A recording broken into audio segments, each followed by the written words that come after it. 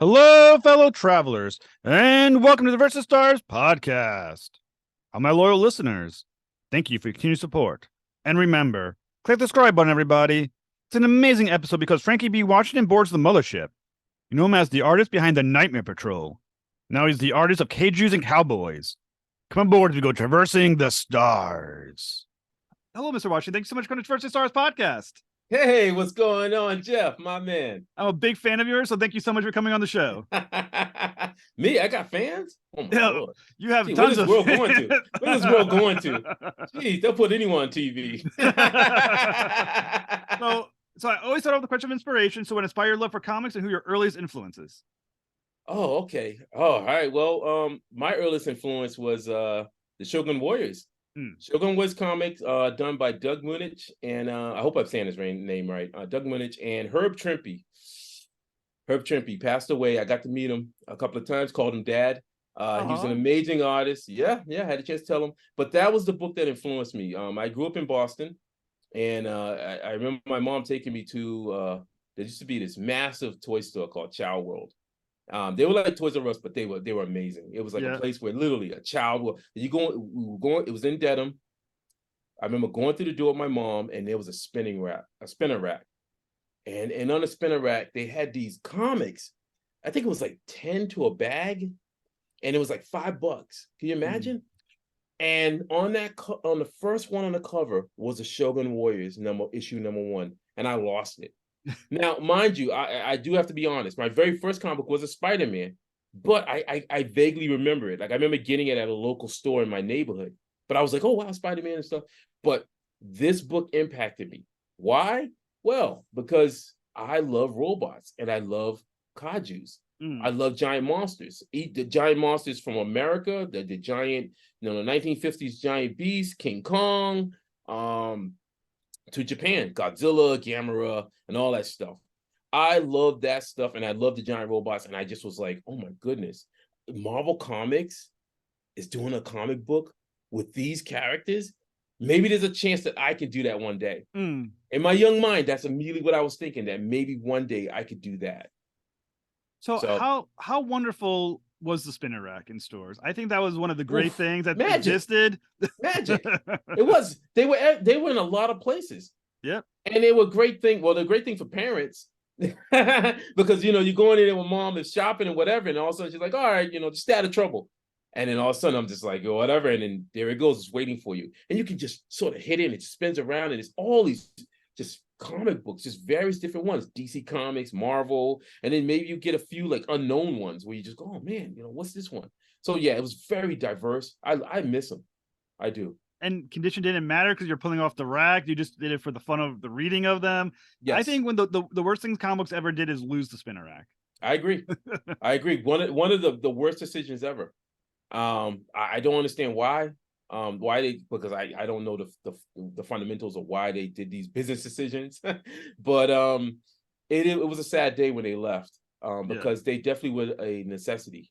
I think that a lot of young folk definitely probably had their very first experiences with a spinner rack. I would say that the one true thing about people, and I kind of figured out too when you're trying to sell something on social media, you can't expect them to come to you. You got to make sure it's there when they're there and let them find it.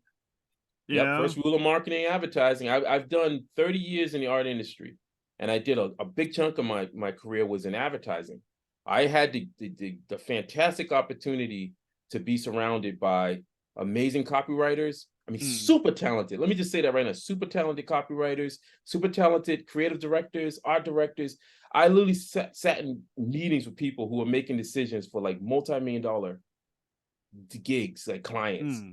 And they were just like coming up with ideas. I almost, even to this day, when I sit down and watch a TV commercial, I'm literally breaking it apart. Like in my brain, it was just, I can literally see the pieces and then where I would fit as the illustrator. And it's an incredible process. I learned a lot about, thinking on what people want and how you should approach people in trying to get your message across. Getting your message across, trying to get to inform people about the product, but trying to get it in a way where it's almost bullet point. You know what I mean? Like very, boom. It's not like you're sitting there and you're pitching to a studio. You know, Yes. like, let me get the song and dance, and you're all dressed up and whatever, and trying to, sell this concept to a few people sitting in the room. No, you're trying to sell to millions, if not billions of people, and it's like, if you ever watch a TV commercial, especially the really good ones, you go, wow, they got that message. Like it literally, that message will get implanted into your subconscious and it stays there. Like you'll be like, I didn't want a hamburger, but I want it now. It's like literally that's how and that's great advertising. And so yes, when you do a comic book or something like that, you need to really be conscious of that, strategize it, be creative about it. It's like in the theaters. I talk to my wife about it all the time. There's that moment before the movie starts when they do the soda and you have the ice clinking, and then you hear the soda and the fizz. Yes, I've never wanted a soda more in my entire life. That's awesome. And the thing about it is, these are people that are working on that for months. Yeah. One of the biggest things that I could tell anyone out there who's trying to do comic books, and I had that talk with Matthew, because we've had back and forth, and I said, Matthew, I have to explain to you, one of the biggest things that's very important to me is production time. Yeah. And he was like, production time? I said, yes, you must give adequate time to create and conceptualize this thing that doesn't exist. and then he was like, okay. And I said, no, hear me out. I said, you have to be conscious of the fact that sick days, you got to be conscious of the fact that, whatever, you may have to make edits. I have to make edits. You have to be conscious of all these different things. So I said, you don't want to try to pressure yourself to go fast, to pump something out, because this isn't like advertising. Like for me, advertising would be, I would get a call from a art director or something, or the art buyer, and they'll be like, hey, Frank, we got a gig. We need 30 storyboards, full color by tomorrow morning.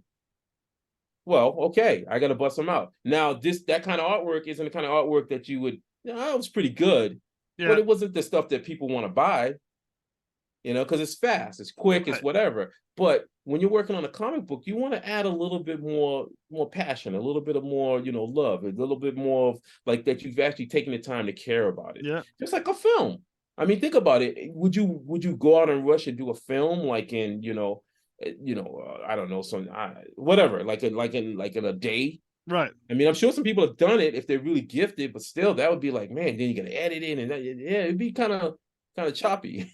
Yeah, so, I agree completely. And when you're talking about like people's attention spans, you got about 10 to 20 seconds to get your person. Like when I see like these long posts on the internet, I'm like, dude, you got 3 sentences. If they don't got, if you're not clicking on the link in 3 sentences, don't even bother with the 4th, 5th, and 6th. I'm gonna tell you what my current addiction is, and maybe this is something that maybe you could probably jump on too. CapCut. CapCut. Cap CAPCUT app. That CapCut video editing is for like dummies. Really? It's like I'm telling you, I'm not a video editor, but I've been doing videos and I've been posting them like crazy. And it's just fun and it's easy to use. And you can take images that you have and you can add music to it. You can do the most coolest things. Just another tool to use to be able to get your message across. Because for instance, I started last year on TikTok. Yeah. Now, for years, people had always told me, no, you should go on TikTok. And I was like, whatever. I held off. And I decided, in my head, I was like, well, we're doing the book and stuff. And I said, I need another arena. Yeah. Another place. Because Facebook, I'll be honest, I'm not going to down on it, but it's just, it's weird. So I'll leave it like that. But I was like, I need a place where I can get instantaneous kind of reaction, maybe. And then I looked at TikTok, I checked it out, and I said, okay. I said, all right, let me see if there's any artists on here. And I started seeing a bunch of different artists. Of course, they got all that other stuff, but there's artists. There's actual artists on TikTok that do tremendous work. I got to say that to everybody, that do fantastic work.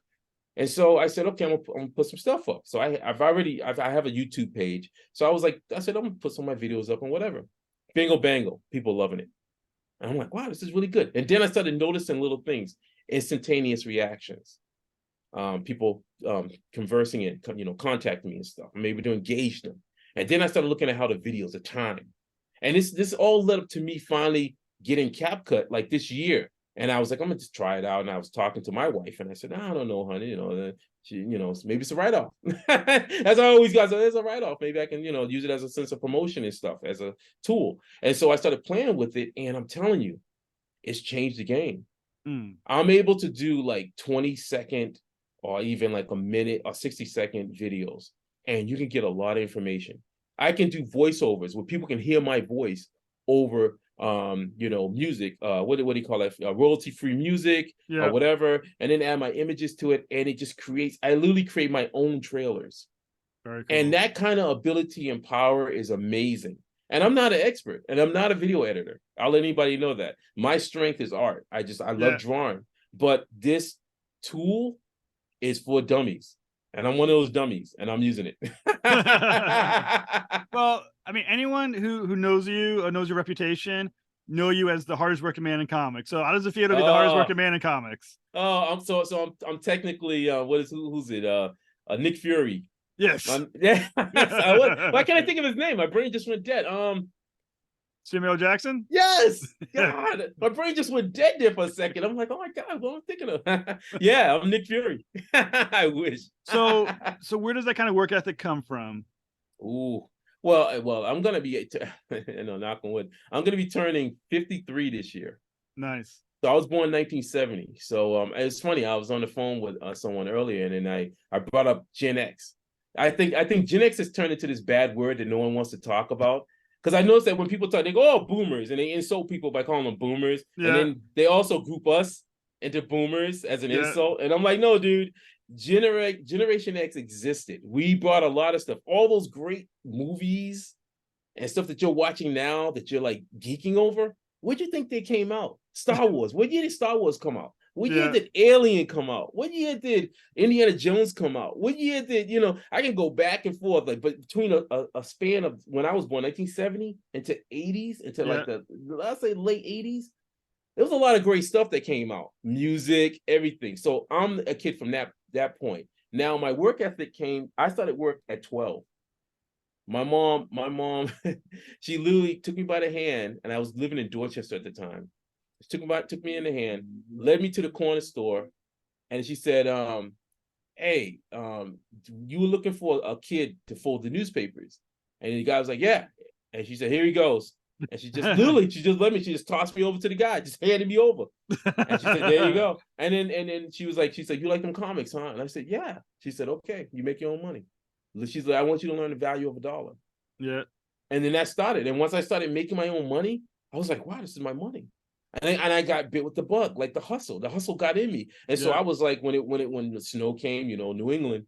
So I was like shovel and up and down the street hustling. Go to people's house. "Hey, how you doing, ma'am, sir?" Do a great job. And then I'd be like, "Well, you give me what you think." And then $10-$20. Like, wow. And you're talking like in the 80s, man. And I was like, wow, man. And it just, that stayed with me. I love the hustle. I've turned the hustle into, it's fun because it's an excitement. It's like a rush. I would say it's almost like a drug. The drug's not good. I'm not trying to advocate drugs, but I'm just saying like a natural high. Like I get a natural, I get like a natural high from, putting that work into something, and then you're seeing the fruits bear. Yeah. Be it me finding a client, working with a client, seeing something succeed, or working on a comic book, or something, there's just that high from it that I get. That's why I've been a freelancer. I've been freelancing since 1993. Oh, wow. Yeah. That's why when I hear people talk and they go, "Well, freelance," I'm like, no, dude, I'm a lifer. I'm a lifer. I'm in it. This is me. This is me for the rest of my life. Oh, I get the hustle. I got several, obviously the podcast, the hustle. The hustle. There. And the question for you, someone who's been doing it for 30 years. Now, I find a lot of this stuff, maybe it's a bad acknowledgement. I'm going to use it anyway. I don't give a shit. It's kind of like exercising. If you don't stay disciplined, you stop doing it. Yes. It's like I said, that once you get into that mindset of like, well, I can skip today, I'll do it again tomorrow, or just a couple of days, I'll work extra hard the third day. No. It's suddenly the third day becomes a week and 2 weeks, 3 weeks, and then you just stop doing it. Yep. Now, how do you stay disciplined to make sure you're keeping that ethic up every single day, apparently for 30 years? Well, I'm going to be honest with you. As you were talking, I saw an image of Stan Lee pop in my head. I think a lot of people who read comic books, I think a lot of people took Stan Lee for minus all that other stuff, because I love Jack Kirby too. So I'm gonna excuse all that other stuff. I'm gonna just say Stan Lee, the man himself. And I think a lot of people haven't looked at Stan Lee and saw how freaking amazing he was. Because you literally had this man who was the voice for the industry. Mm. And he had a smile face, even though you knew that behind the scenes, oh yeah, he probably had shouting matches. He probably got angry. At times he probably was tired, probably was whatever, such and such. But that man came out and he had a big smile on his face and he got the job done. Yeah. And to me, I think of stuff like that. And I mean, he's just one of many other people that I think of that go through my mind. That the fact that you have to ask the question, passion. I remember one of my mentors once told me, he said, passion is a thing that's going to keep you going. It's going to keep the flames going. When you feel the ache, when you feel the tire, when I've done 24-hour gigs. Literally, and that's rough. That was a rough, like, you literally, like, I'm just like trying to color, drawing. I got, I'm waiting for a call from an art director. Art director's, somewhere far off on the other side of the country. And I'm just like, sleep. That's why my brain is like on fumes of like, just go to sleep, dude, go to sleep. And all of a sudden it's like, yeah, dude, I've been there. And the only thing that kept me going was the passion of art. Honestly, like the fact that I went to school to do art, that is my gift. And I did all that other stuff leading up to art. Like I worked security. I was a landscaper. I worked as a telemarketer. I worked as stock boy. I did a lot of different jobs, but I wanted art to be that thing where I didn't want to be doing those kind of jobs anymore. I grew up, my family members, they all did jobs that were like kind of, blue collar stuff.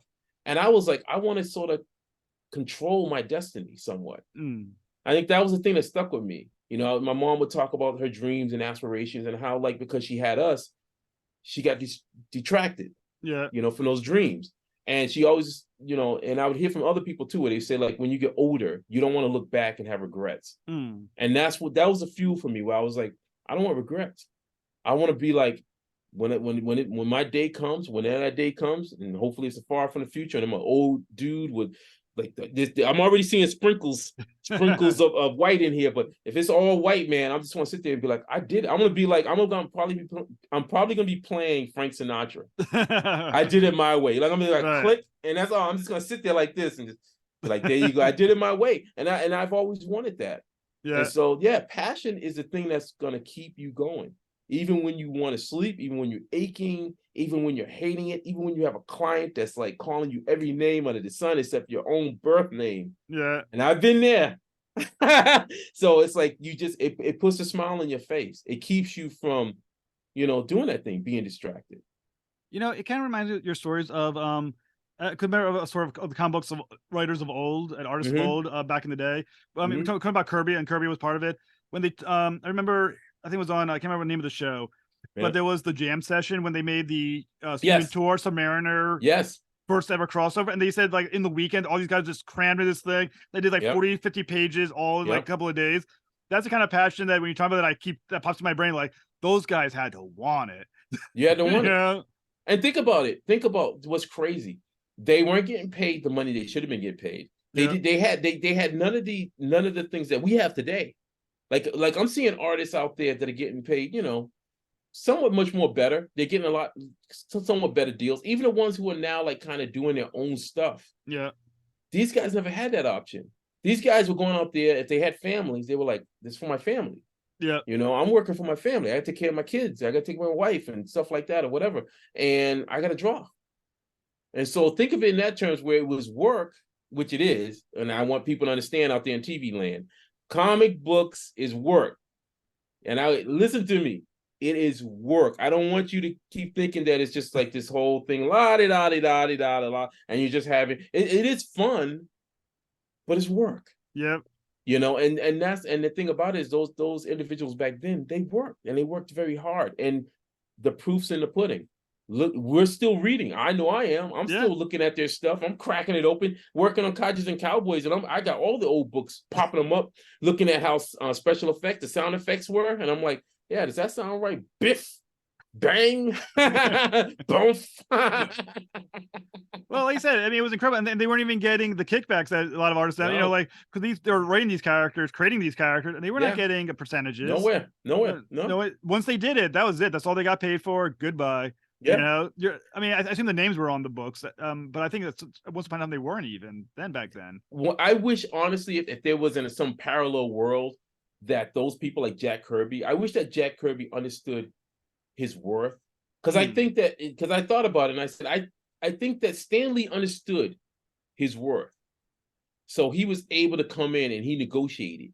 Yeah. He knew how to negotiate and whatever. So he handled his business. I think that Jack Kirby at that point, especially when he was on the top of his game, like I feel like he could have, if he had an attorney or have something, if his mindset was like, you know what, I know I'm good. I know they need me because I can make them a lot of money. So now this is what I want. Yeah. I wish in some parallel world, there's a Jack Kirby out there that was like that, like driven like that, where he was just like, especially when he was at the top of his game, because I feel like he could have wrote his own check. Yeah. Because he was in he was in such demand. They needed him. And and how many comic books characters, when you open the comic book, especially at DC, does not say created by?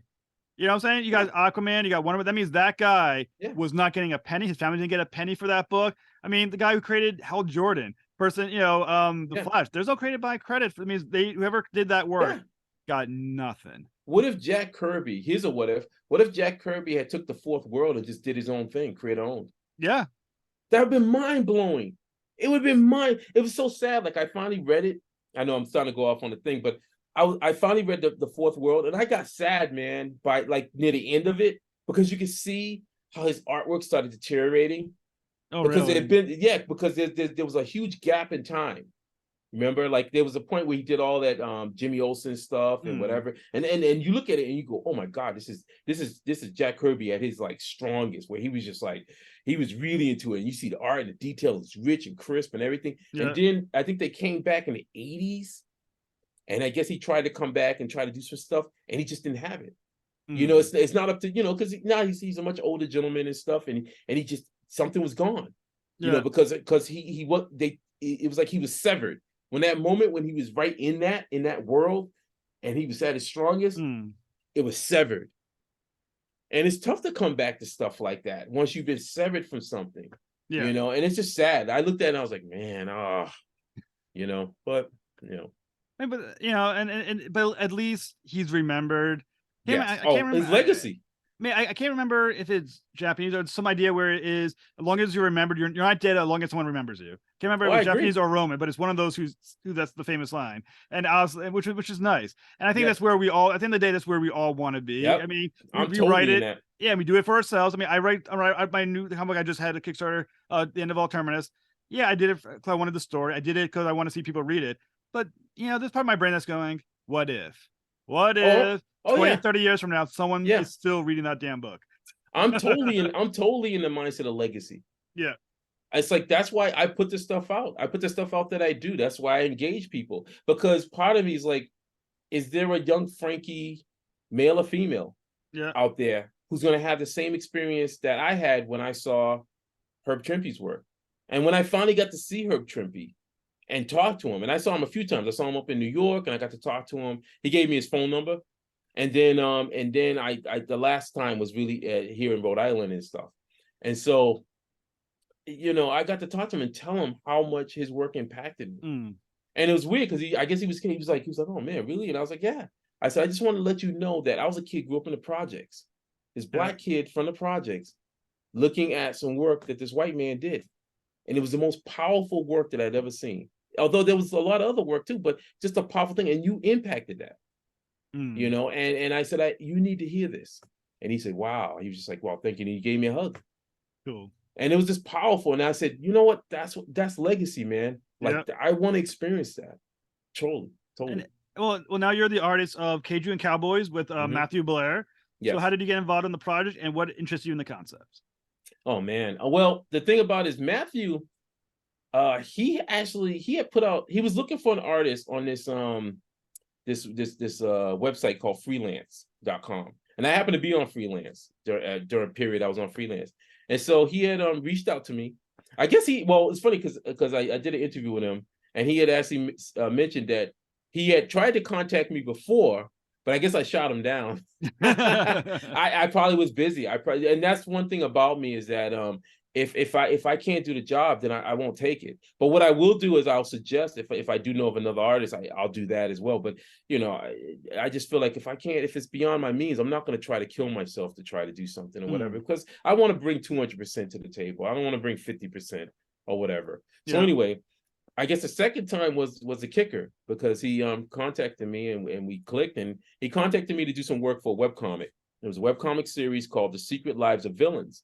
And boy, we worked on that for 5 years. So there's a lot of I think it appeared on Tapa and Webtoons. And then as that was going on, he had he kept sort of telling me, picking at me, saying, "Hey Frank, we should, comic book could be cool." And I was like, yeah, whatever. I was like, I was kind of like, I don't know, whatever. I'm doing some commissions and I'm doing stuff, and I'm still in the advertising kind of world and stuff. And I said, I don't know, man. And he's like, come on. And he was send me some stuff. So I started doing some little short stories and stuff. And we got those published. And then what was it, 2020? I feel like 2020. He came with this idea. He just said, he was like, Frank, he said, how'd you feel? He said, I know you like Kaijus. And I said, yeah. He said, how'd you feel about Cowboys? And I said, Cowboys? I said, well, hey, man, I grew up. My mom, I used to watch Cowboys with my mom. I love The Lone Ranger. I love Clint Eastwood. I love, I started rambling and stuff, pretty much like I'm doing now. No, I'm just messing around. And he said, really? He said, Cowboys? And I said, yeah. He said, well, I think about a comic book about Kaijus and Cowboys. And I said, huh? I said, first off, the name alone just flows really nice. And that's always a great thing when you can come up with a name that just, it rolls off, it's almost like Cadillacs and Dinosaurs. Yeah. You remember that comic book? Yeah, Cadillacs and Dinosaurs. It just rolls off. You can come up with something that just, it's just beautiful. So I said, I like that. It's kind of catchy. So I said, let me just see what I can do. And so I started drawing it. And when I draw, I get images in my head. And I tell people this, and they go, "Oh, you crazy?" I said, "No, I'm not crazy. I just get these images that pop up, and they're instantaneous." And the first image was, of course, Clint Eastwood. The second image was Jet Jaguar, the giant mech or rope. No, he's not a mech. Sorry about that. He's like an android. And from the Toho Godzilla versus Megalon. And then the last one was Jack Kirby's Machine Man. And I have to emphasize Jack Kirby's Machine Man, because there was a point with Steve Ditko, and I forgot who the writer was. It might have been Doug Winage. I could be wrong. Came in after Jack Kirby. But this was, I love the Jack Kirby Machine Man. And I saw these three images and I started just drawing. It's almost like the images came in, I just started drawing automatic and came up with this guy's face.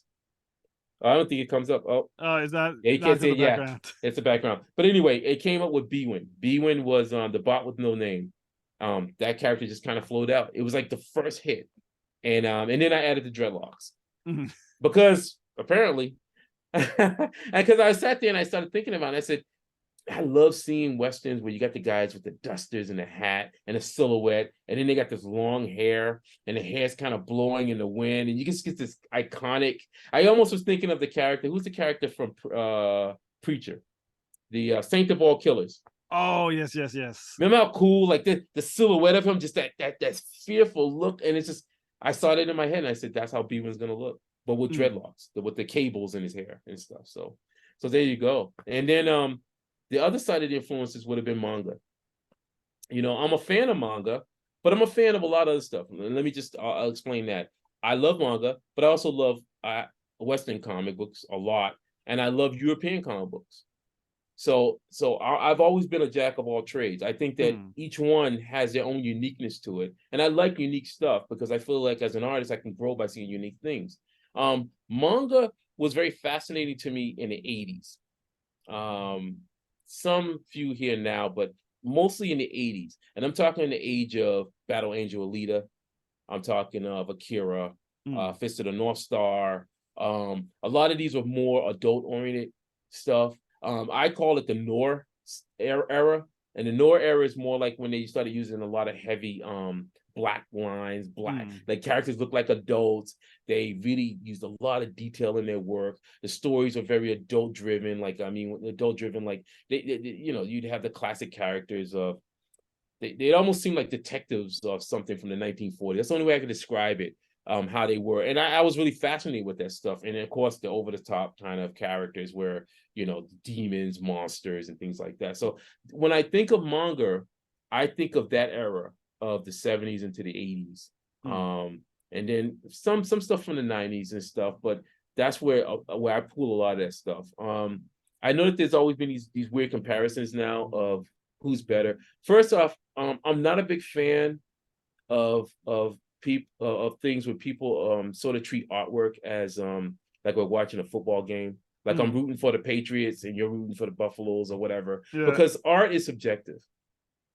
If I was to critique someone's work, I can only critique their artwork on the foundation of their work. That foundation means the things like composition, layout. Are they drawing enough background in there? Are we seeing the camera angles? Are they playing around with the camera so that we can see different angles and views and stuff? Are they helping to amplify what the writer has laid down? That's what I can critique you on. But style-wise, I can't, because I'm an artist. And every artist has a unique voice. And the thing about it is that I don't want to snuff somebody's voice. Just because whatever. I for the longest time, I didn't get Steve Ditko. I got Steve Ditko later on in my life, where I finally, something happened in my head and I said, this guy's a genius. It's one of those things, you look at somebody's artwork for years and I was like, And then I was like, he is. This is tremendous work. And so I'm very careful with that. And I think it's really important because I see too much of it where people try to do this comparison of other artists against other, pitting artists against artists and whatever and such and such. I'm just not a fan of that. But I do like stuff that's very unique. I like stuff that's different because it inspires me. I love to be inspired by different things. I'm always looking at unique stuff. I still have zines from the 90s. And I love zines. There's a part of me that loves that whole underground, the sense of the underground comics, the outlaw sort of comics, the ones where it's nitty gritty, the words of barely legible. When someone hand lettered them, I like that stuff. That stuff is exciting to me because there's no rules, But then also, as somebody coming from the professional side, I do like rules too. So it is it's a weird kind of thing. It's a balancing act. So what people like to do, like in the industry, is have manga versus the Western comic books as they're a competition, obviously, and they're like, well, the sales are this, or the sales of this book is this. Is that a thing that should be existing? Why do you think that exists, and what's the best way to walk away from it? Well, I think one of the things about it is that when people use those comparisons, you're not going back to the 90s. Let's take it from the point of the 90s, where the Western comic books decided to change. It was a radical change that they did. I mean, literally, they decided to turn their backs on, and my math is off, but from the point of the 90s, say like from 50 years. Roughly. So say like 50, what was the first comic book? 1930, 1940? Roughly? Action Comic Books, 1938. Yeah, so before the war. So World War II. Yeah. Right? Okay. Yeah, so roughly we're going to say like that would be from 1990, let's just say 50 years, a little over 50 years. All right. So there was a point in the 90s where they said, screw everything from the 1950s, the whole concept of cheap entertainment on newsprint paper, and to try to sell to volume out to the masses, and the masses being your main audience is young kids, but then occasionally we had adults too, because people grew up and stuff and read them. Screw all that, and let's do the speculative market. Let's just get, in my opinion, greedy, and try to just sell on variant covers, shiny paper, because digital coloring was just coming in during that time, all the optics. So bright, vivid colors, the new stuff. It was like the new car, like the Ferrari.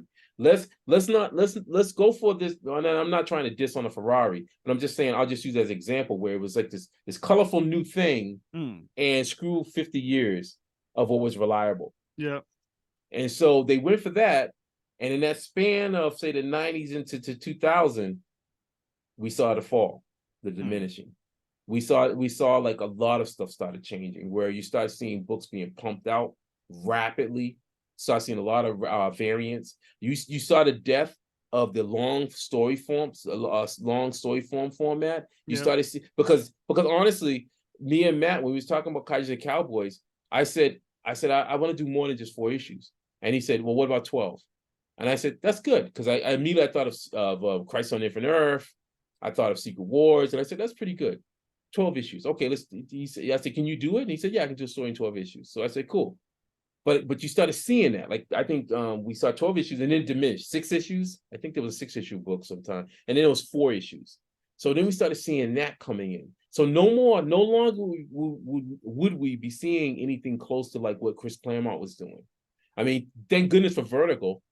Thank goodness for things like that was sprinkled in there, but Vertical didn't represent the whole industry. So the thing is that we saw like these books where people were just pumping them out. Bad girl art that was being pumped out. There was you started seeing how characters were changing, and these are legacy characters. And all of a sudden, you start seeing them just going through these weird things where they just throwing things at the wall that was very nonsensical. So all this stuff is happening, while over across the pond in the Eastern market of Japan, they didn't change anything. They didn't change the formula. They didn't change the recipe. They said, we know our audience. We know what we're doing here. We're going to try to keep the cost low. Volume.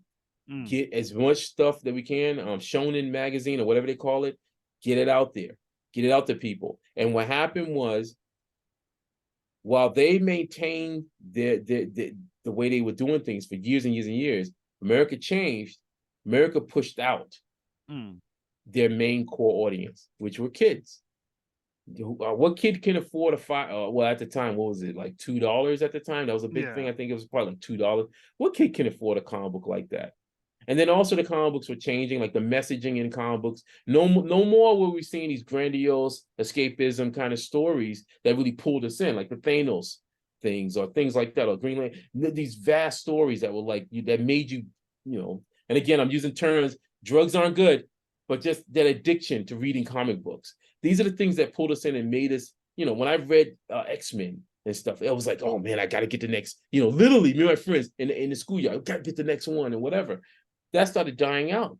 Kids couldn't get these books anymore because they were too pricey. So you start seeing that down. And then came the market of gaming, the next component. There was a vast hole left open because now kids can't afford comic books and they just weren't getting into it anymore. Now we got a hole. Well, the hole was big enough for 2 things. It was big enough for gaming, because gaming slowly came into that market. And then manga was like, well, hey, if they're going to change their books, come on over here. We're not changing anything. Take a look at these. And there you go. And then that led to the 2000s. I tell you, one thing that blew my mind is when the few times I've gone to conventions and stuff, most of the artwork I see is manga artwork. A lot of it from the young folks is manga. I'm always surprised. I'm like, wow. Well, not really. Not now. I'm not surprised. I see a lot of it. I'm more surprised when I see kids who can, young folk who can draw like the Western style, like they're just the Western form of kind of drawing. Line weight, some detail in it, penmanship, really, drawing out scenes, drawing action scenes, drawing scenarios out and stuff like that. I'm starting to, I see a ton of the manga style, especially manga in a degree where it's just like they're making their own forms of cuts.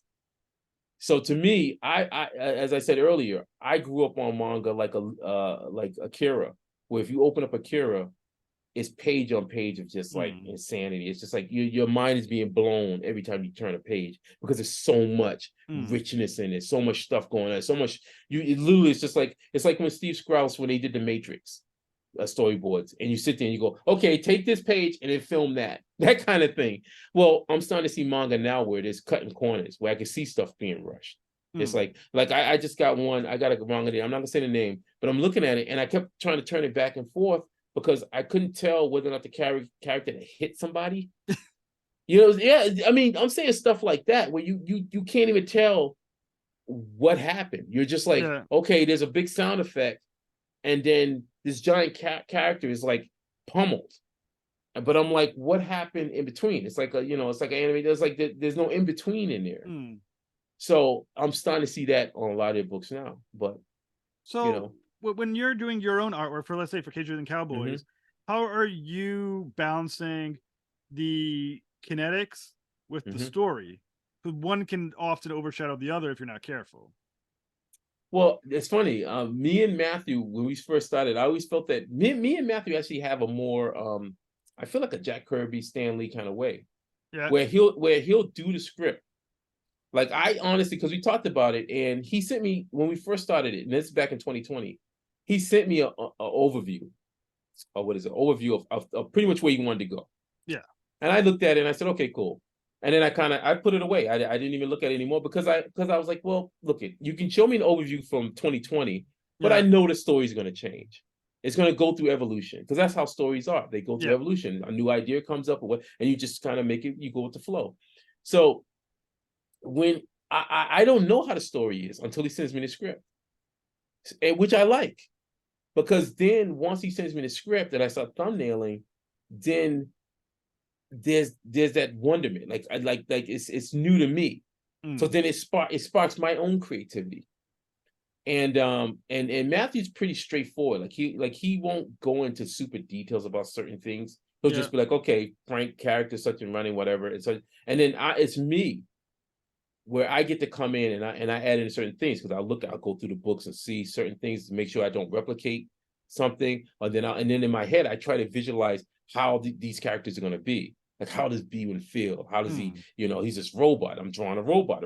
Clearly, they're not human. So a lot of it's going to be almost like miming, trying to think of how mime, like body language and stuff like that. So it's me trying to sit there and push the envelope because also I'm trying to get those dynamic elements, playing with that camera. I put a ton of speed lines in there.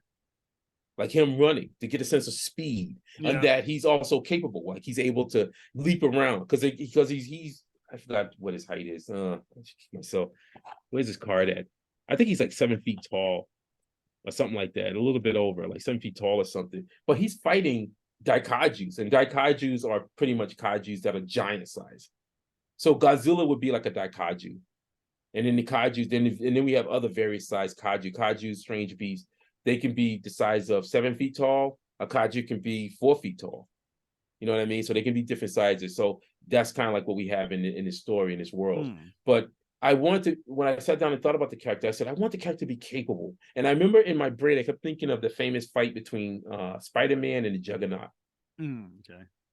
And I started thinking about because I remember because I still have the Marvel Universe, handbooks of the Marvel Universe. And they say that Spider-Man can bench press 10 tons.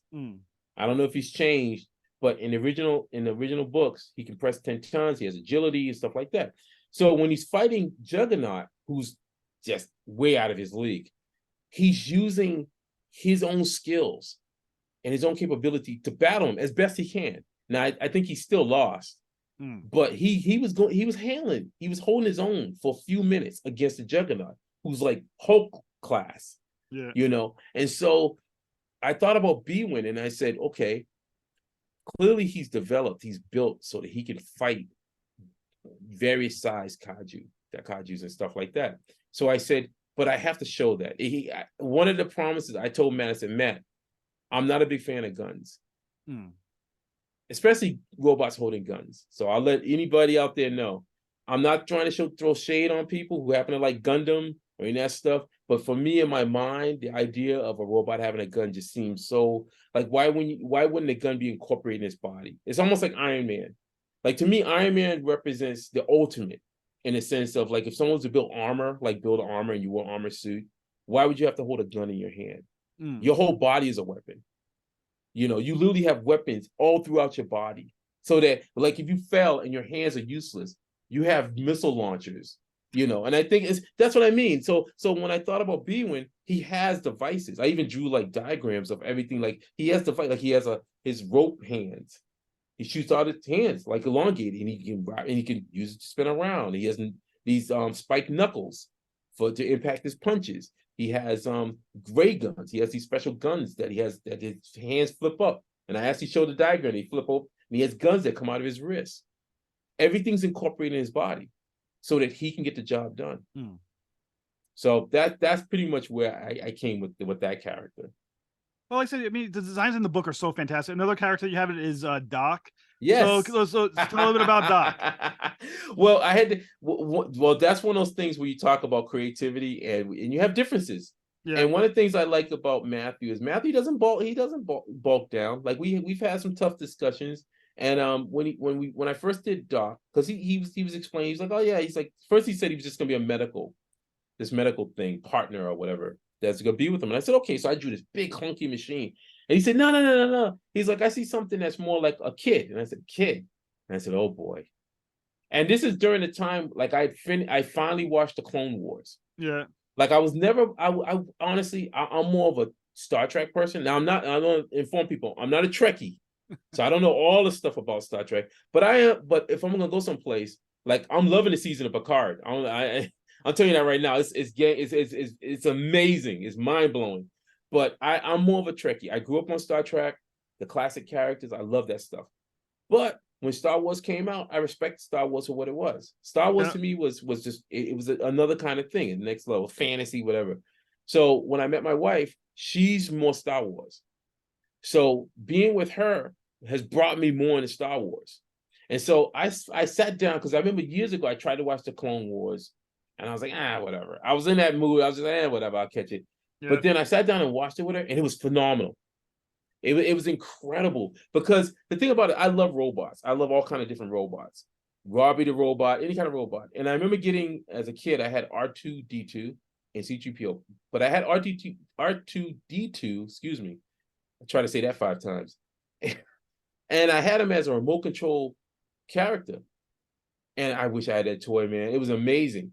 But I never considered how capable R2-D2 actually is until I watched the Clone Wars. And I was like, he's an astro droid, astromech droid or whatever. And he has all these different devices. And he can fly, and he can shock you, shoot a shock beam, he can flamethrower. And I was like, okay, let me rethink this character. And so what I did was I said, he's not going to be a boy. And he said, all right, man, Matthew's like, we're not a boy. And I said, no, let me just write it out and I'll plead my case. I said, you remember the movie Tombstone? And it's I'm speaking as if I'm speaking to you as if you were Matt. And I said, remember the movie Tombstone? I said, Kurt Russell and of course Doc Holliday. One of my favorites. My favorite too. And I said, I see him as an adult. And he said, why? And he said, but he's like, well, Frank, kids. And I said, no. We were kids. I was a kid. And I saw adult characters that were really cool. And I think kids will like them. And I said, I think Doc could be a really cool character who is a partner, not just some little sidekick that gets bumped around or whatever, but he can be a partner to be with. And so I started drawing Doc out. And for him, there was a bunch of different things that went in my mind. First off, I loved the idea of him not having like hands. I gave him like these massive kind of like claw things that open up, but he has these he does all his tools come out of these devices and stuff. But also I wanted to give him elongated hands. And reason why is because I love how John Byrne used to draw those kind of segmented, elongated kind of things. And I thought they were so cool. And I said, that could be kind of cool. It's like, say, he's durable, he's built strong. If he has to go repair a robot, he has to, he has boot jets, but he doesn't want to use up his power. So now he can use these arms to kind of, climb over stuff. I go through the thinking process of that, where I'm trying to think of how capable this character is, how cool I can draw him, And I said, if I can draw him cool enough, then maybe the people reading it can identify with this. Yeah. It's like Herbie the Robot. Herbie the Robot appeared on the animated shows, and then because people were asking why this robot or whatever, they then brought him over into the comic books. And he had one of the best stories was done by John. I just read it by John Byrne when the character Dr. Sun possessed Herbie's body and took control of him, and Herbie Robot literally kicked the crap out of all the Fantastic Four. That little robot kicked the crap out of him. Yeah, so I mean, it was a great story, and that kind of was where Doc is. I'm like, he's capable, and we just had a talk. We were on another interview, and Matthew was like, "Well, Frank, I said, well, are we gonna see Doc kind of like fight?" And we see, he's like, "Well, I don't know." We're just kind of like, "Oh boy." So that's my cue. Where as an artist, visually, I'm gonna have to do some work. That's awesome. That's how artists are. I always feel like that's how Jack Kirby must have been with Stan Lee. Like he probably was like, okay, cool. Now I'm gonna do some work. Because Stan Lee probably came at him with something, and he's just like, I don't know. Let me just see what I can do with that. Yeah. And he took it to the next level. And to a point where Stan Lee could be like, yeah, that was really good. And that's how I kind of do it with Matthew. I try to draw these things. And nothing I do is that I write notes. I started doing that like I think on the first one, because I thought it was important. I think it's important that the writer gets to, instead of just see the visual, but they can get an understanding where my mind is. Like, why did I do this? So then once they can read it, then they can say, okay, well, okay, I see what you're going there, but Frank, but still maybe you need to do this. And I'll go, okay, cool. Now we can discuss it. Or maybe they just look at it and go, okay, I get it. I get why you did that. So that was almost something I don't know. I just started doing that too, and I got hooked into it. I mean, it looks like a fantastic comic book. It really is, and it is such a cool concept. And for anyone who's listening, it is on Kickstarter. Yes, it is. So for the listeners, first question that's most important: when is it active? To when? Because obviously we're expecting them to back it, guys, back it. So, but they need to know the days. So when's the days of that this is running? And where is it? Kickstarter? Is it? It's on Kickstarter, and I think we had it set for 29 days. So it's running now. It started running, it went live on the 17th of April, and it's running right now. So I can't count, like when sometime in May, 29 days later. So I mean, the key to every Kickstarter obviously is in the campaign is the rewards. So what can they look forward to? Is there any Frankie Pacific rewards that they're going to enjoy? Oh, of course. Right now, unfortunately, I said there may be a few left, but sketch covers. I'm doing sketch cover commissions. So if you're interested, some original artwork, we do have blank variant sketch covers for you can just pick up yourself. Because one of the things I'm hoping is that we could get fans.